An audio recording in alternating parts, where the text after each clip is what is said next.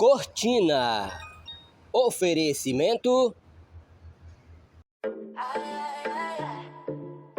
A Riachuelo se inspira na nossa força, na nossa determinação, na nossa liberdade.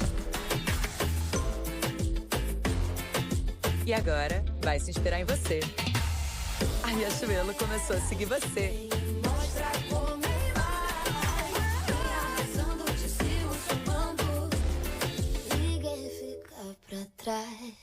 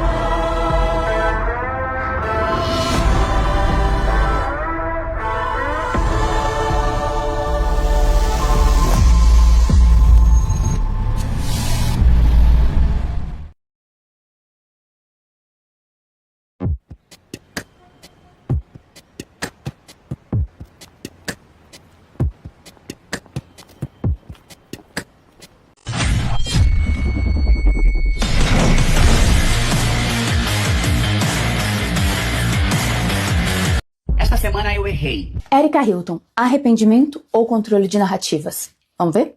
Não errei roubando, tentando dar um golpe na democracia, destinando emendas suspeitas, fugindo da justiça. Não, nada disso. Primeiro ponto aí, ela não começa reconhecendo o erro, mas sim comparando-o com crimes mais graves, o que na psicologia nós chamamos de minimização por contraste. Isso serve para relativizar a própria responsabilidade e inverter o foco. Ao invés de olhar para o que de fato fez, ela tenta convencer o público de que o erro não é tão grave assim.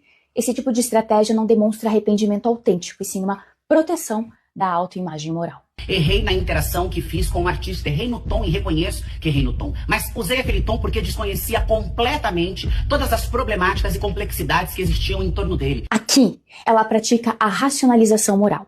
Ela tenta justificar o erro com base na ignorância. Isso é uma forma de deslocar a responsabilidade, como se o erro não fosse propriamente dela, mas de uma falta de informação. Um arrependimento verdadeiro não se ancora na justificativa, mas no reconhecimento de que houve sim uma falha, mesmo sem a má intenção. Desconhecia as suas opiniões e a minha interação com ele em momento algum serviu para apoiar, endossar, legitimar ou inocentá-lo de qualquer posição ou comportamento que ele venha tido. Nesse momento aqui, ela tenta anular a leitura simbólica do gesto que teve, mas a gente sabe que toda interação comunica algo. Mesmo que não haja intenção consciente, há um impacto gerado. Dizer que não era para endossar nada é uma tentativa de dissociar a ação da responsabilidade pela interpretação. O arrependimento requer compreensão do efeito da ação no outro e não apenas da própria intenção. Vocês me conhecem, sabem dos meus movimentos juntos com fandoms de diva pop, por exemplo, que foram super importantes para que nós conquistássemos distribuição gratuita de água em shows e festivais, a derrubada do PL do estupro, a luta pelo fim da escala 6x1, que tem sido muito importante essa organização, e tantas outras conquistas importantes que se deu na realização de diálogo com uma fanbase. Esse aqui é um recurso clássico de autoengrandecimento compensatório. Ela desloca o foco do erro para as conquistas pessoais, como se um bom histórico anulasse a necessidade de se responsabilizar por uma falha pontual. Psicologicamente, isso revela que ela está mais preocupada em restaurar a própria imagem do que em reparar o possível dano causado. Então vamos parar com esse freak show, com esse circo, com essa tentativa frustrada, porque não vai dar certo, de me fritar por causa de um tom errado que eu usei. Nós não vamos nos alinhar a esse tipo de discurso e manobra da extrema-direita para confundir os reais propósitos. Agora o discurso entra no modo reativo-agressivo. Quando uma pessoa está realmente arrependida, ela não se defende atacando. O que vemos aqui é um clássico mecanismo de projeção de culpa. Ela se posiciona como vítima de uma narrativa maldosa ao invés de olhar para a complexidade da crítica. A agressividade disfarçada de vitimismo é uma forma de impedir a escuta real. Nas redes sociais se transformou num fantoche e numa alegoria na mão da extrema-direita e de pessoas mal intencionadas. Aqui já tem uma tentativa de desqualificar qualquer crítica associando-a a um grupo ideológico. Isso se chama redução do dissenso ao inimigo, anota aí. Ao fazer isso, ela invalida qualquer possibilidade de autocrítica porque ela transforma toda oposição em algo ilegítimo. E isso não é maturidade emocional, isso é um mecanismo de blindagem egóica. Vamos focar na revolução. Combateremos a LGBTfobia, combateremos o racismo, teremos responsabilidade com as favelas, com as periferias e transformaremos a luta que é tão necessária. E aqui ela termina deslocando o foco da situação para causas maiores. É uma estratégia de abstração moralizante. Ela sai do terreno concreto do que foi feito para o campo das bandeiras ideológicas. Isso cria uma saída elegante, mas não honesta. Quem realmente quer reparar um erro não se refugia em causas nobres, se responsabiliza antes de tudo pelo que disse e pelo que fez. O discurso da Erika Hilton é bem articulado, mas é uma peça de controle de narrativa e não de autorreflexão. Ela usa mecanismos psicológicos de proteção da imagem, minimiza, justifica, desloca, projeta, acusa, se engrandece e moraliza, mas não escuta, não reconhece o impacto emocional do que ela fez, do que ela falou, e não demonstra abertura para aprender com aquilo que ela causou, né, com a polêmica que ela causou. E isso psicologicamente não é arrependimento, é estratégia. Tchau.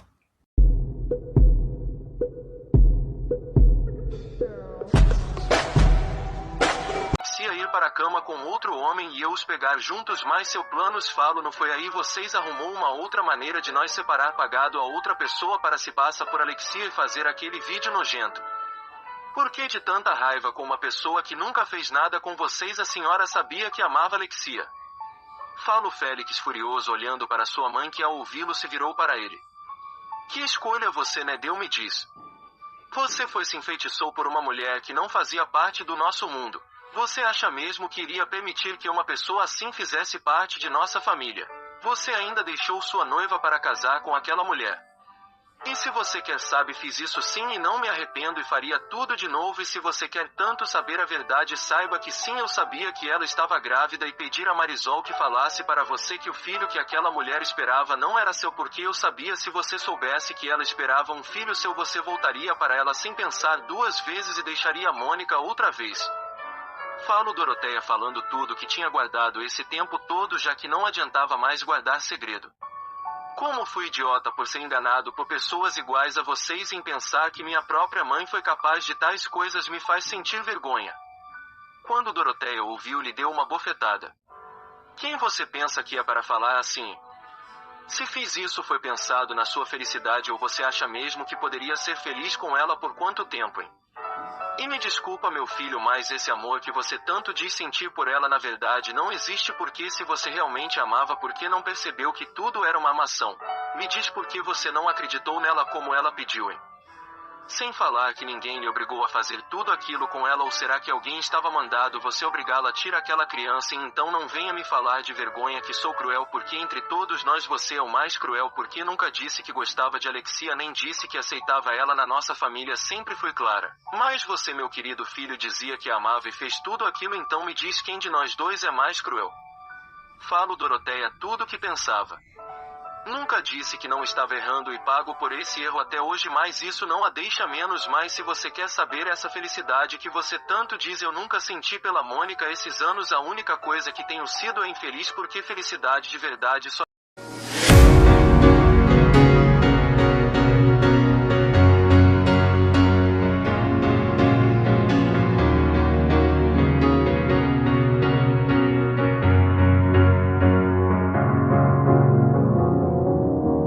Cause you're a sky full of stars. I'm gonna give you my heart.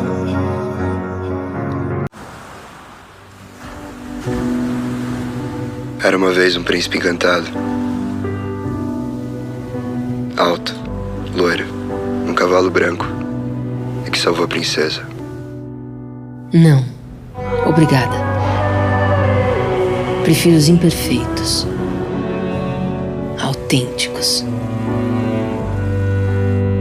verdadeiros.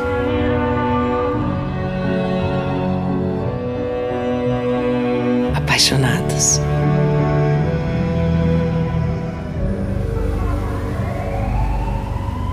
tem um cheiro.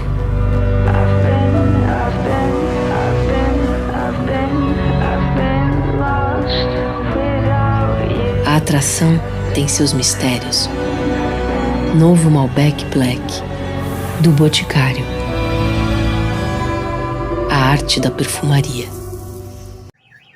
A cortina vai se abrir.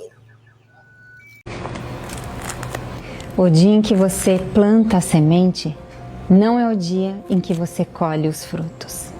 E quantas vezes a gente esquece disso, né?